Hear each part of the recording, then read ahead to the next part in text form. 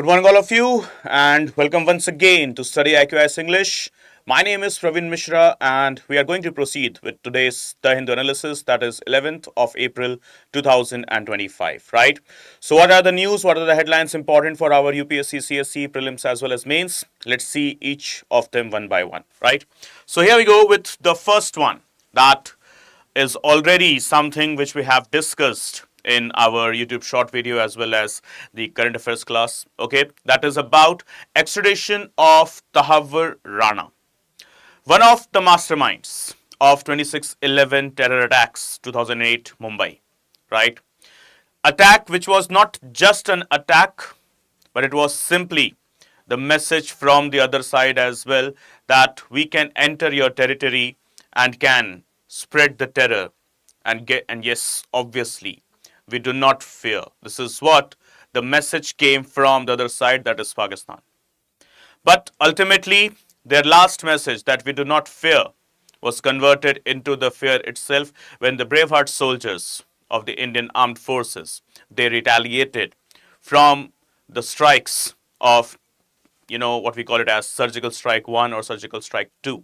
So, yes, the fear element was inserted inside the minds of the Pakistani terrorists. That is, now it's not anymore that you can enter the territory and you can attack anytime as per your wish.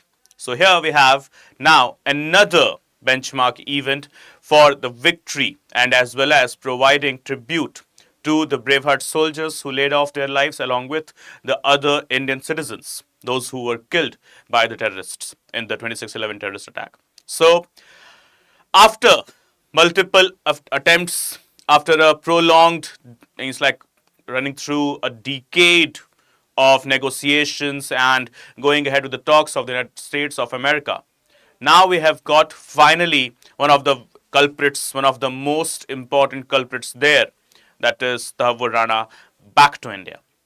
Right? Yesterday he was presented in front of the court as well, and the magistrate granted around 20 days of the custody to the police, and right now he would be imprisoned. He is actually imprisoned inside the Tihar jail, Delhi.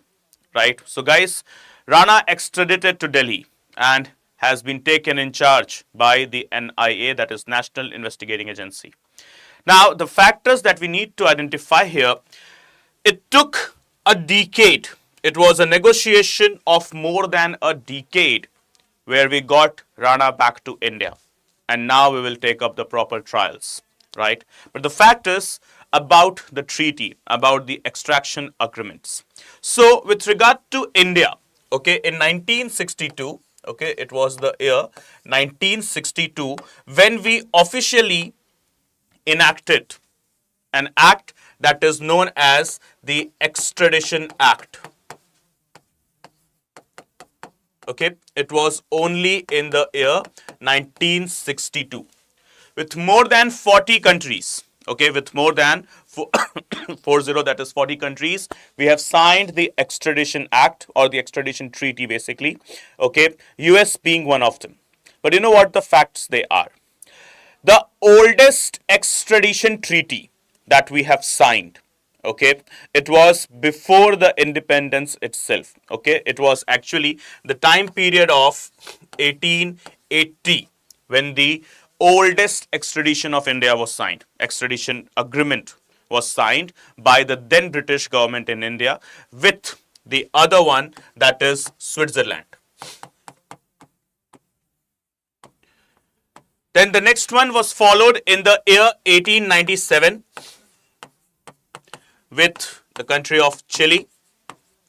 1898, it was Netherlands. And 1901, it was Belgium. Right? So these are the treaties. These are the treaties that are signed by India in the pre-independence era.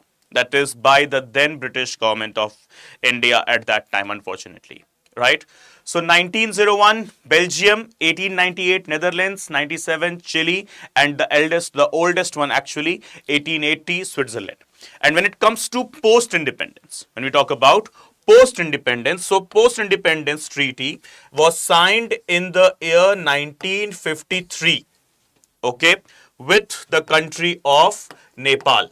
So Nepal became the first country with whom India signed, independent India signed the extradition treaty only in the year 1953.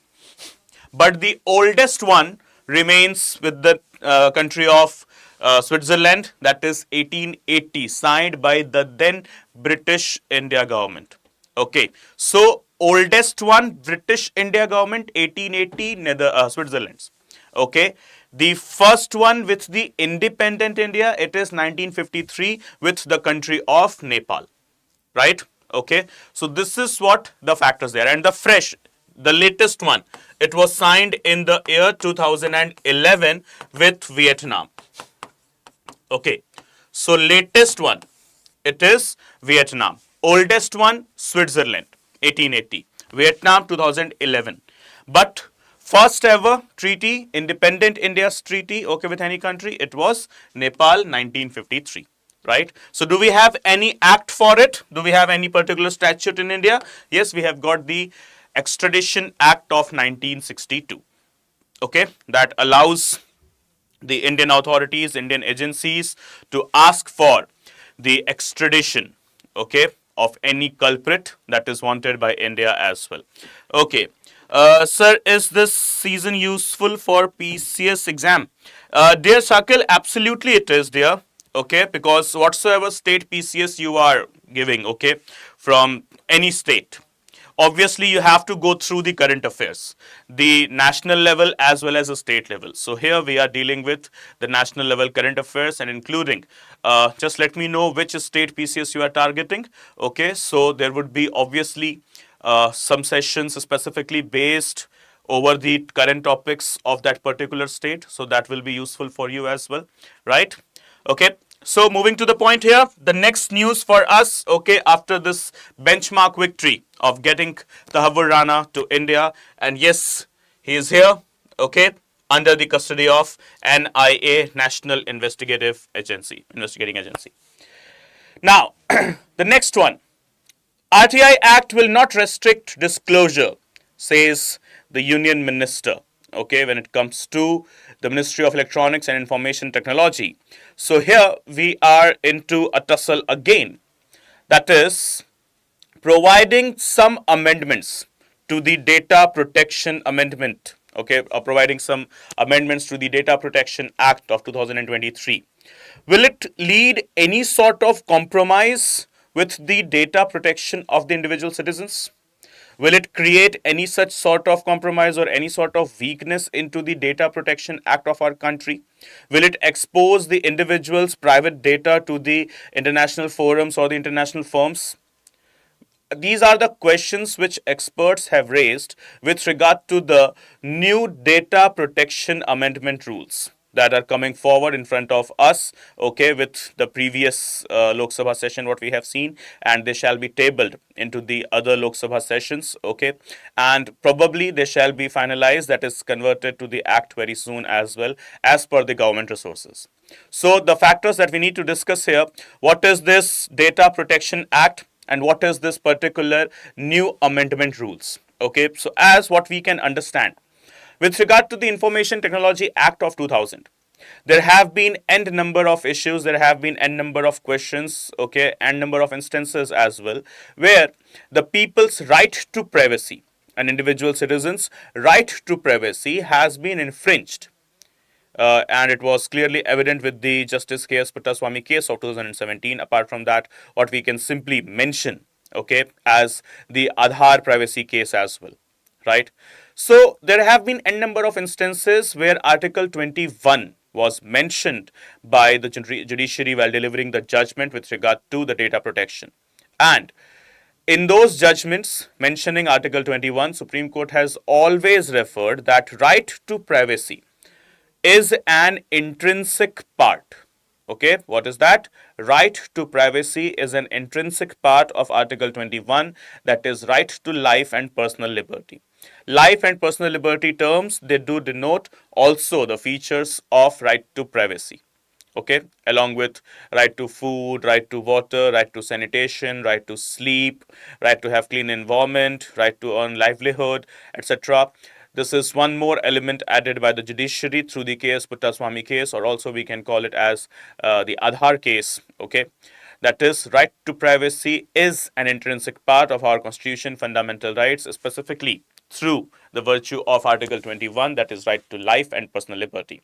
And now the question is with regard to the new RTI Act. Okay, so as what Ashwini Vaishnav, that is the Union Minister for Electronics and Information Technology, has stated, that the upcoming amendment to the Right to Information Act 2005 will maintain the need for transparency in public life and will not restrict, see, as you can see the words here, okay, the upcoming amendment to the Right to Information Act of 2005 will maintain the need for transparency in public life and will not restrict the disclosure of personal information.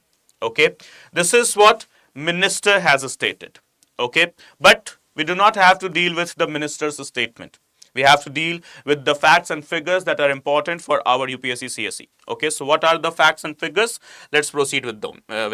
Okay, so here what we need to deal is about the DPDP. Okay, that is Data Protection Act basically. So in 2011, Justice AP Shah Committee. So guys, please make it very clear. There was a committee. Okay, what is the name of the committee? Justice AP Shah Committee. Okay, the name of the committee. What?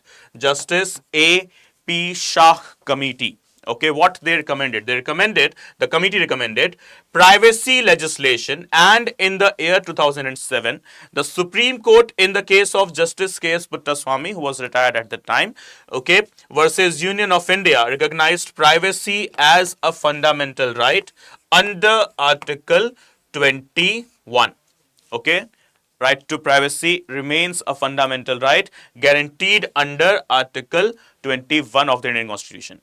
Okay, though the judgment came in the year 2017 through the Puttaswamy case, but the right to privacy element was firstly mentioned through the AP Shah Committee report in the year 2011. Okay, so make it clear, guys. Right to privacy became a fundamental right in 2017. Okay, that's fine. But it was referred 6 years back through another committee, and it was the committee named as Justice AP Shah Committee. Okay, so referring right to privacy and considering right to privacy, they are two different elements. Okay, so according to the DPDP Act of 2023, what are the provisions of the Act of 2023 that deals with the data protection of the individuals? So as we can see, so here we go, the first one, right to data protection. That is, it empowers the individuals to control their personal data, including right to access, correction and erasure. Okay, so literally the DPDP Act, it provides the individual to control their data, data as in personal data, and provide any sort of upgradation, okay, access to it, any sort of correction or anything to be erased out from it. Okay, so this is what the DPDP Act of 2023 encourages the citizens with regard to the data protection. Then we have got the data processing. We have got the data processing consent, as in it requires explicit consent for data processing for their with clear consent forms, as in for example, you might, when you scroll through those Instagram or Facebook reels or even maybe YouTube shorts, right? So according to your usage, according to your age, according to maybe your region and community as well, many of the reels that you encounter, okay, from YouTube to Facebook to Instagram to Snapchat or Twitter, that is now X, whatsoever, any social media platform that is, if it is sensitive in nature, okay, before that reel is played, okay, you are given a particular pop-up that, okay, the reel could be sensitive in nature, the video could be sensitive in nature, do you still wish to watch it? Okay, and then when you provide your consent, yes, then only you are able to access the reel, or else you can scroll over. Or if you deny, okay, then you will not see such type of reels. Okay. So this is what? This is done according to your age, according to your region, as well as community. Okay, following the community guidelines as well, right? So this happens. You might have experienced it, and this comes from the data processing and consent. So literally, it requires explicit content for data processing with clear consent forms. Clear consent forms. Okay. Next, data localization. So here we have sensitive data must be stored and processed within India for security and enforcements. Okay, for security and enforcements. So whatsoever data is, it should be stored and processed within India only. And the new amendment to the DPDP Act, okay, Digital Processing and the Data Protection Act, what it is saying, that it will particularly provide the data, okay, and its processing to the entities or organizations that are working outside India as well. Okay, so now the concerns are with regard to this particular line only, that till today, that is to 2023, when we talk about the 2023 Act, it was talking about that data shall be stored and processed in India only. That means it was figuring about the data localization. But now you are saying that data will be given to the entities or the organizations. It will be shared with the cross-border organizations as well. So how much justified is this point? Is it really correct? How much it is valid? So the experts, they have raised concern over this one particular point, that this shouldn't be happening. Okay.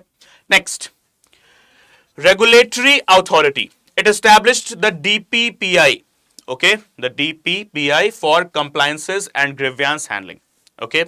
Then data breach notification. Organizations must notify individuals and the DPPI of data breaches. Okay, that means there will be a dedicated organization.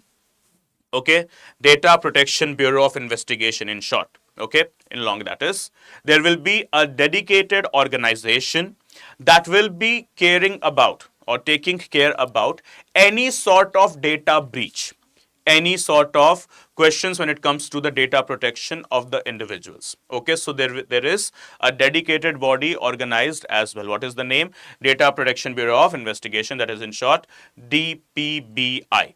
Okay, and yes, we have got fines and penalties as well. The particular act provide or talks about strict penalties, stricter penalties for the non-compliance of any sort of provisions. Okay, non-compliances with any sort of provisions in order to protect and defend the right to privacy element of each and every individual. Okay, so this is what the older act is, and the newer, the very fresh one, that is the amendment rules. It is basically focusing on sharing of the data. Okay, that is data localization element here, this point, that is sensitive data must be stored and processed within India. Okay, here the government is dealing with just sharing of the data. Okay, sharing of the local data, that is data of Indians, with the organizations working outside India. Okay, so that is what the concern basically is as of now. So moving to the next news, the next headline for the day. The biggest problem of the nation, of any nation, is, yes, these intoxicating substances. The biggest trouble that our youth faces, the biggest question that, the growth and development in the young ages, each and every individual faces, is the addiction. Okay, how much right and how much wrong it is. So to answer the question very specifically, addiction of anything, okay, anything, from toxicating or intoxicating or whatsoever, okay, from liquor to any sort of drugs to any sort of a beverage, even any sort of a soft drink, anything, addiction towards anything is always dangerous. And yes, addiction towards the intoxicating substances is lethal, not just for life, but the whole of the society. It doesn't only troubles at the micro level, but it troubles at the macro level. And for this, we have got some wonderful organizations, those who are working all day and night. Okay, 24 into 7, these organizations are active. And one such is NDPS. Okay, and the NDPS, through the NDPS Act, Narcotics Control Bureau in short, NCB when we call it. Okay, they are working in a very exceptional manner in order to curb down the smuggling, transportation, usage, and of any sort of drugs that are lethal for the human body, society, nation, economy, everything. And for this, the news is here.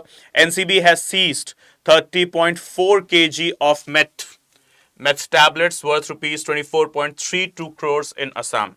So as you can see, 30.4 kgs costing 24.32 crores, right? Means 70-80 lakh rupees per kg. How costly it is, first of all, and how much, the dangerous or lethal elements it would be having in itself. Okay, so what it is, met, the actual name here when we talk about, okay, so there are elements that we need to discuss.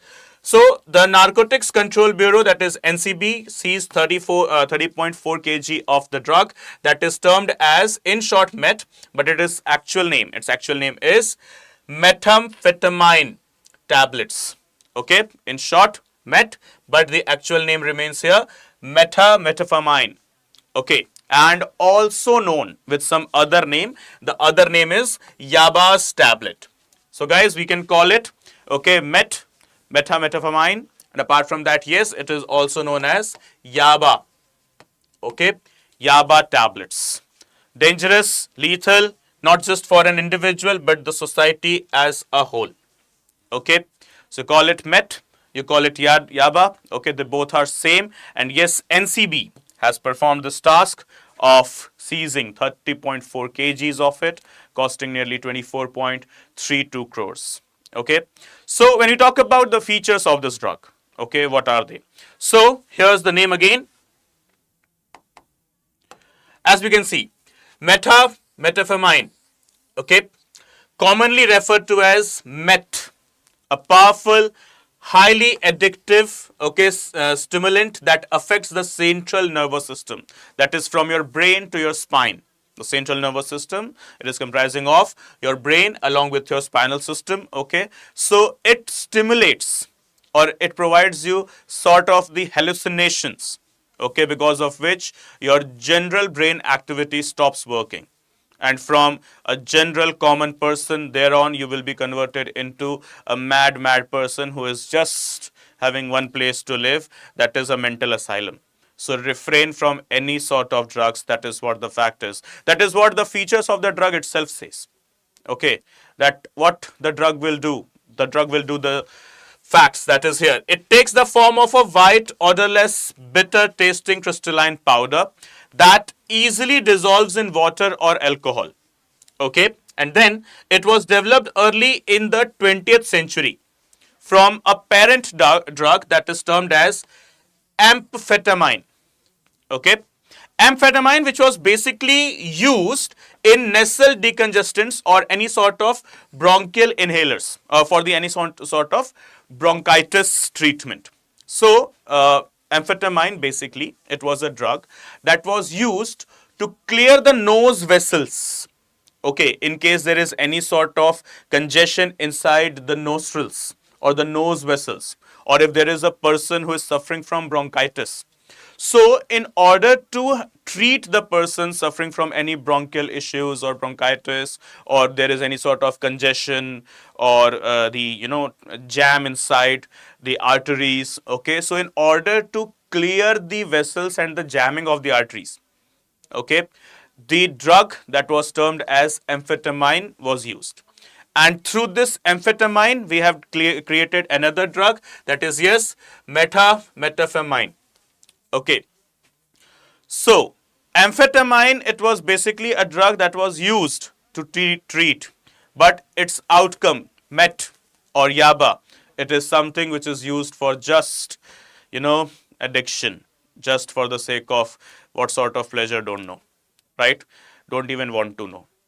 Refrain from any sort of usage of any sort of alcohol, liquor, or any type of intoxicating substances. This is what Article 47 of the Indian Constitution also mentions, okay, under DPSP's Part 4. That is the duty of the state to raise the level of nutrition and eliminate all sort of intoxicating substances from the society.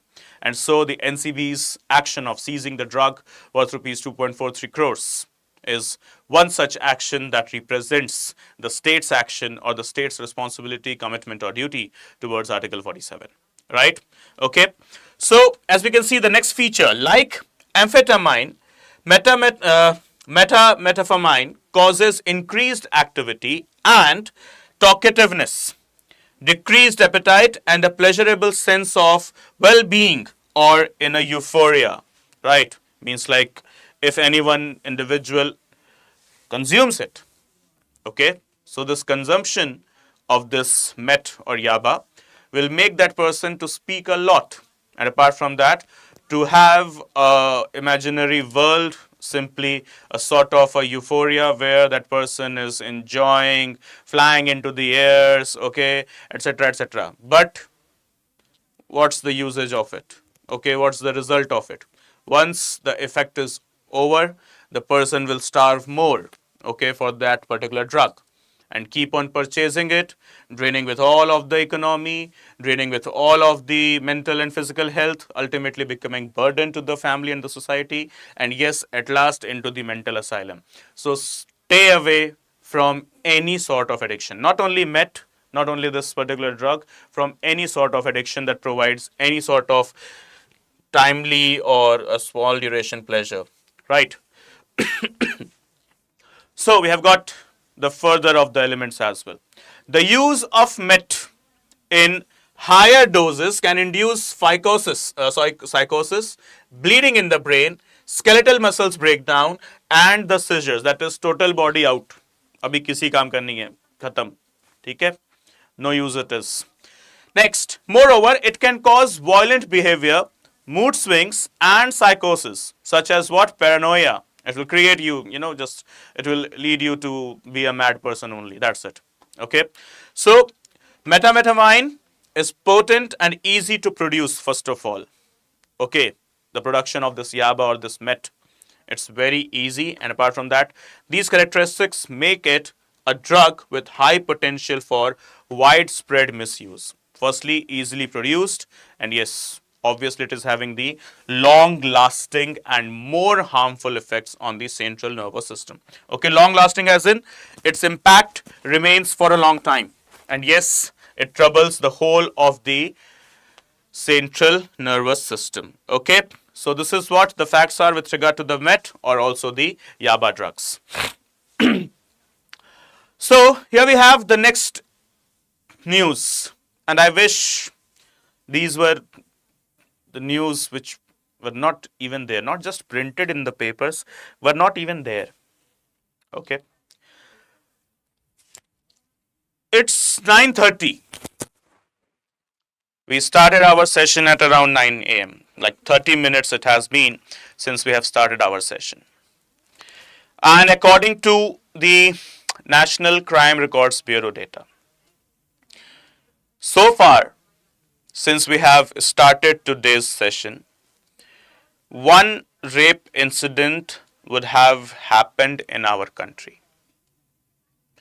That's the fact. According to the data given by NCRB, it is National Crime Records Bureau, right? That in every 1 hour, from 1 to 2 rape cases, they do happen inside our territory. That is in 24 hours. Okay, it is around 35 to 40 cases on an average. They are registered in India, registered.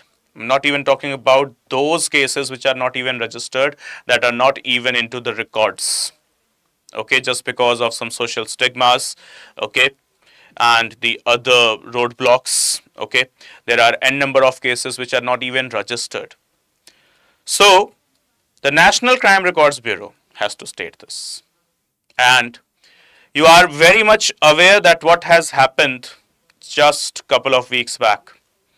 How a judge, while delivering the judgment, judge, and that too the judge of a high court, while delivering the judgment in, considering the case of rape, has stated that merely performing these of the acts doesn't counts for rape.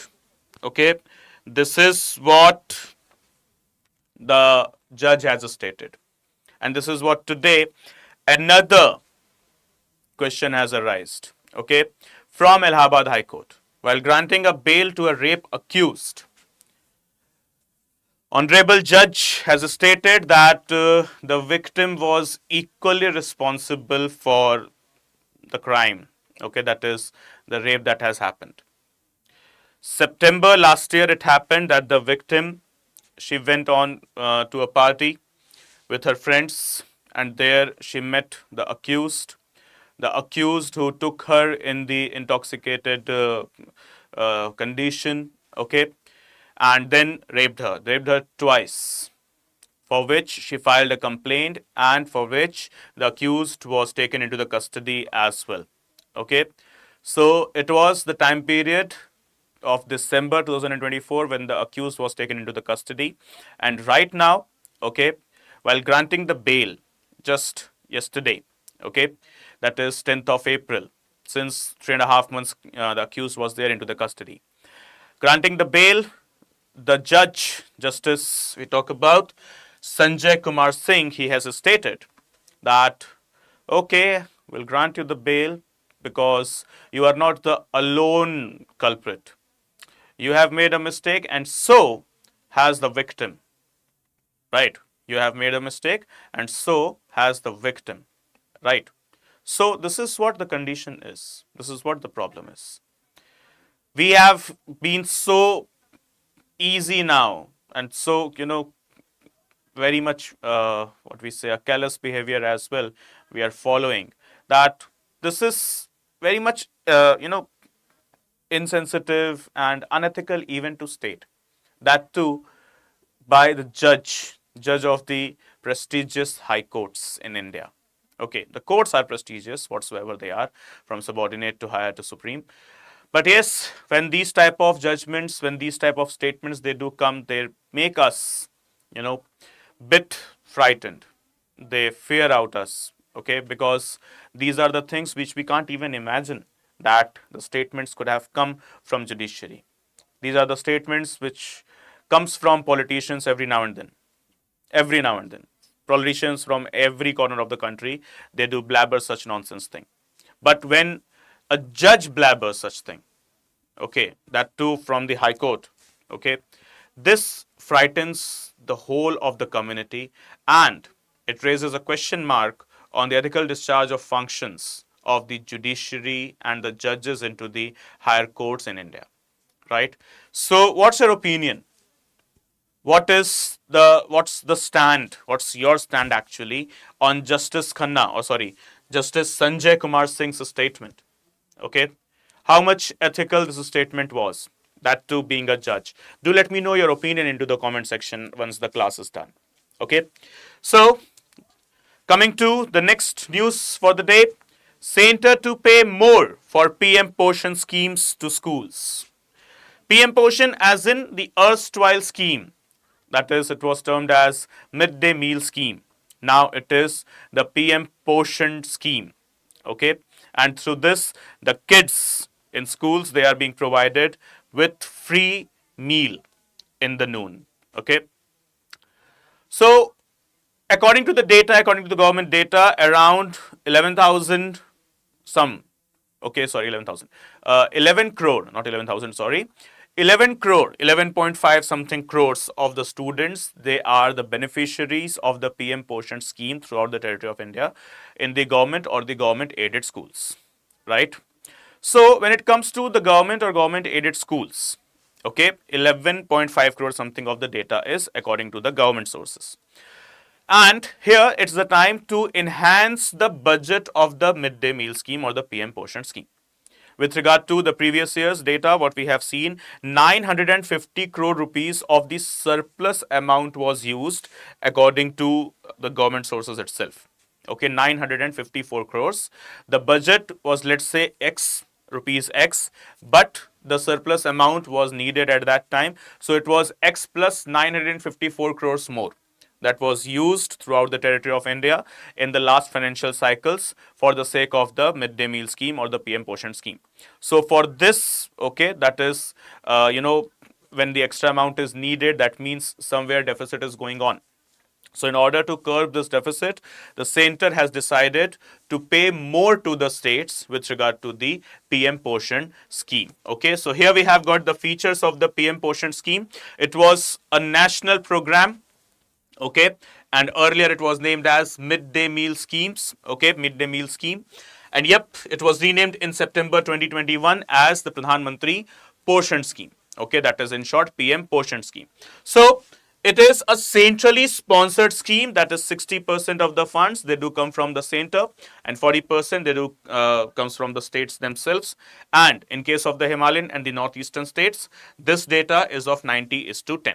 Okay, so 90% of the funds from the state, from the center, sorry, and the rest 10% from the respective state itself. Okay, so here we have the scheme aims at providing nutritional support and enhancing the school participation of students. So basically, it's targeting towards Article 21 capital A, Article 45 and Article 51 capital A. All of these three articles, they deal with the right to education. Okay, Article 21 capital A through the 86th Constitutional Amendment Act, Article 51 capital A through the 42nd Constitutional Amendment Act, and Article 45, which was mentioned in the original constitution itself, deals with the free and compulsory education to the children. Specifically talking about 21 capital A, it has stated 6 to 14 years of students, they should be provided with free and compulsory education. And in order to attract more and more students, okay, to enroll in the school, midday meal scheme was initiated, which was renamed as PM Poshan scheme in September 2021. And yes, apart from that, okay, the very next big thing, it is also referring towards Article 47 once again. Okay, we just discussed it a couple of minutes back. Okay, Article 47 once again, it is the duty of the state to raise the level of nutrition. Okay, so here we go.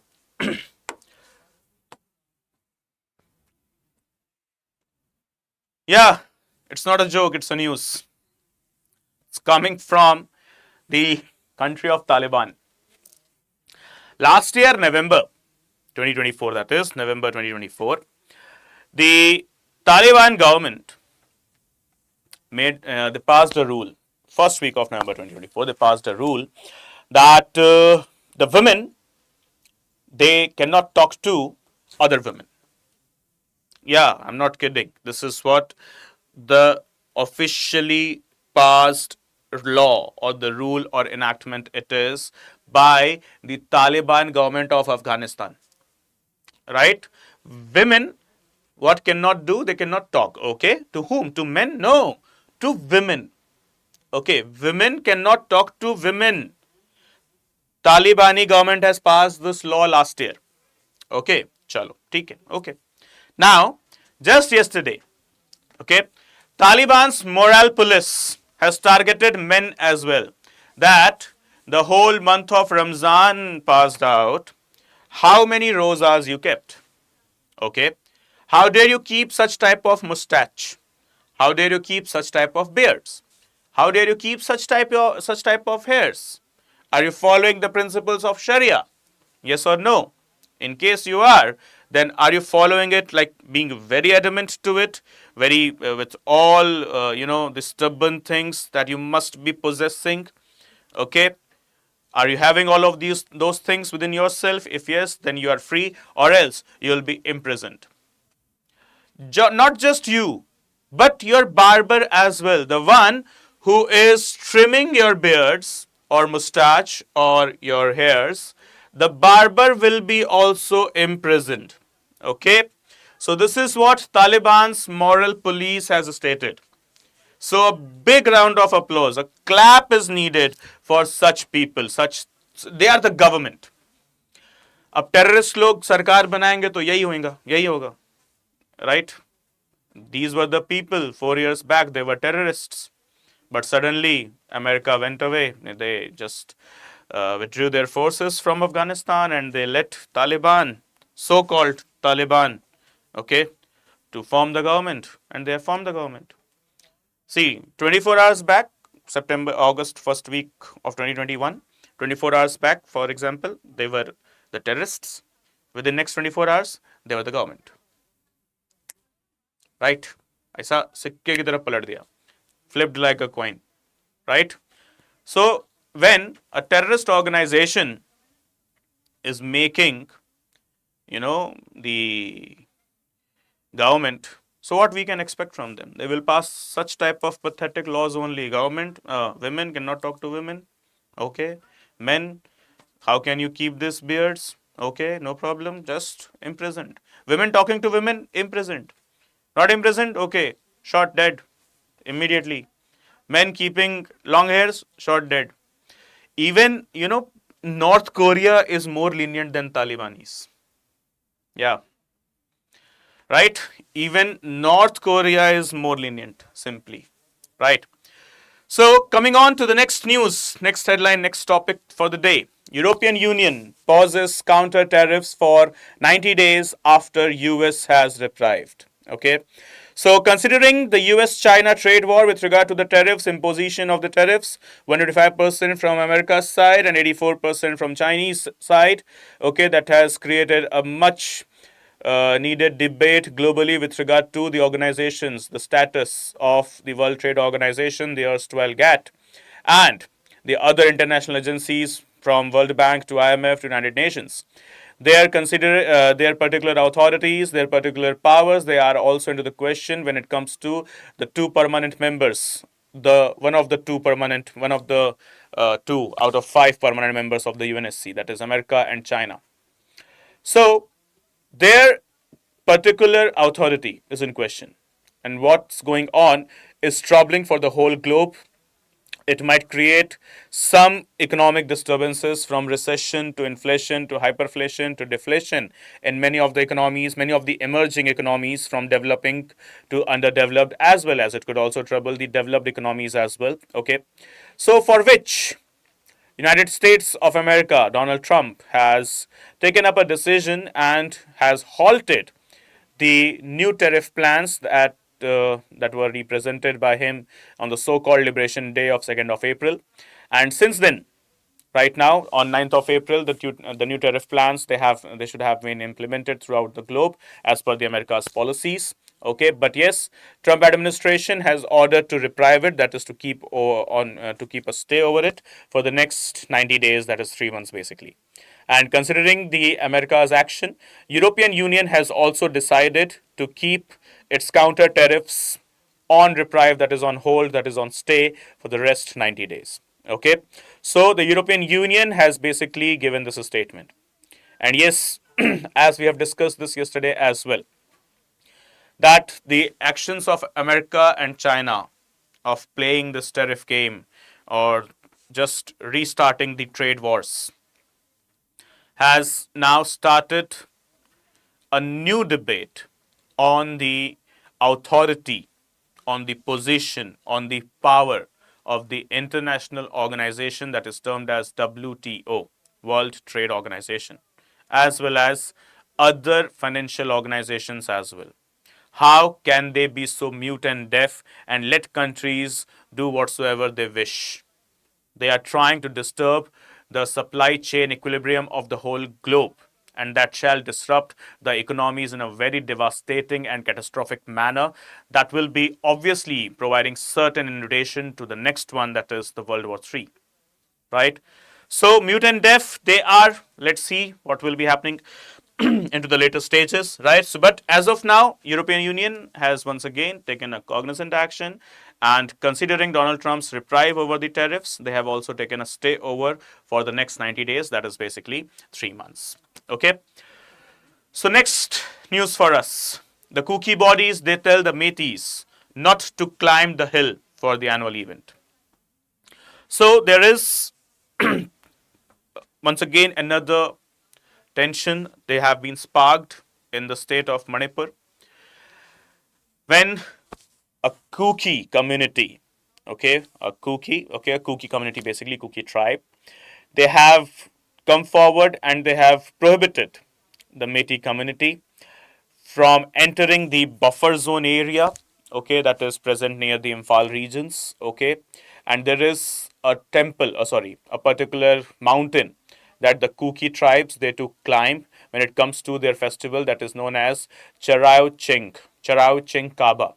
Okay, so guys, there is a location for us here into the news as well, and we need to mark out. So, Charao Ching Kaba. Okay, this is the name of the festival. Okay, performed by whom? Celebrated by whom? Charao Ching Kaba. It is a festival that is celebrated by the Kuki community inside Manipur. Okay, now Charao Ching Kaba. It is the name of the festival. Okay, of Kuki community. Now, where do they climb? Okay, in the near Imphal region, there is a very wonderful location as well. It's a hill. Okay, it is named as Thangjing Hill. Okay, so guys, we need to mark this one. Okay, what is the name of the hill? Thangjing Hill. Okay, so just make it clear. Charao Ching Kaba. It is a sort of a new year, not sort of a, actually a new year for our Kuki community. Okay, but on the contrary, our another community, that is Métis community, and as we know it very well since couple of years, a civil war has taken place inside the country of Manipur, state of Manipur, sorry.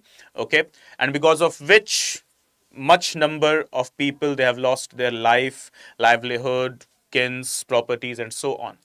And obviously, till yet, our government agencies, government machineries, they have failed to come forward with any sort of solution. But yes, they are working over it. It's not like that they are not working. They are working. Okay, as recently President's rule has been imposed there as well, and we are hoping that the government will come forward with a proper solution and a resolution will be passed as well that will establish the normalcy and peace throughout the state of Manipur. But as of now, the tensions they have sparked again with regard to the Kuki community's festival, that is Charao Ching. Okay, so I'm sorry, I've been narrating it reverse. Okay, Kuki bodies tell Métis. So really, guys, we need to correct it. Okay, really sorry, my bad. The Métis community, they are having the festival. Okay, the name is Charao Ching. Okay, so my bad, sorry. I was mentioning Kuki. No, it is not our Kuki community. It's our Métis community. Okay, so for them there is a festival. It is named as Charao Ching Festival. Okay, and Charao Ching or Charao Ching Kaba, it is basically a new year, okay, for the Métis community, right? And for which the tensions they have sparked, as there is a particular hill that is whose route crosses through the buffer zone in Imphal, okay, and the name of the hill is, once again it is here, Thangjing Hill, okay, for which the Kuki bodies, they have asked the Métis to not come here, as your entry here will lead to the disturbances into the buffer zone, okay, and it will just violate the principles of the buffer zone. So it's better you do not enter the Thangjing Hill this time. Okay, this is what Kuki community has stated to the Métis community. And make it clear, guys, Métis community celebrates the festival that is known as the Charao Ching Kaba. Okay, and what is the name of the hill? The name of the hill is Thangjing Hill. Okay, where in Manipur, near the Imphal region.